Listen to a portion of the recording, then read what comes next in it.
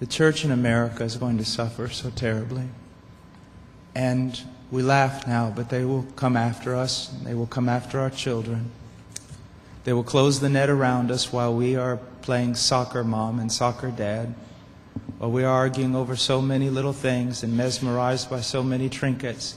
The net even now is closing around you and your children and your grandchildren, and it does not cause you to fear. You will be isolated from society, as has already happened. Anyone who tries to run for office who actually believes the Bible will be considered a lunatic until finally we are silenced. We will be called things that we're not and persecuted not for being followers of Christ, but for being radical fundamentalists who do not know the true way of Christ, which of course is love and tolerance. You'll go down as the greatest bigots and haters of mankind in history. They've already come after your children, and for most of you, they got them. They got them through the public schools and indoctrination, and the university and indoctrination, and then you wonder why your children come out not serving the Lord. It's because you fed them right into the devil's mouth. So little by little the net is closing around, and then it's not little by little. Look how fast things are going downhill just in a matter of weeks. Matter of weeks.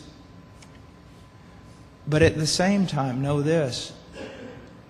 Persecution is always meant for evil, but God always means it for good.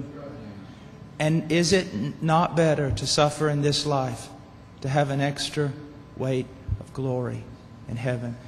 You must settle this in your mind. This is the one thing I want to say over and over. Do not believe. Down through history, you have a wrong idea of martyrdom and persecution.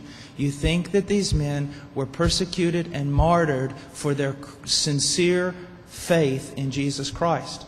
That was the real reason, but no one heard that publicly.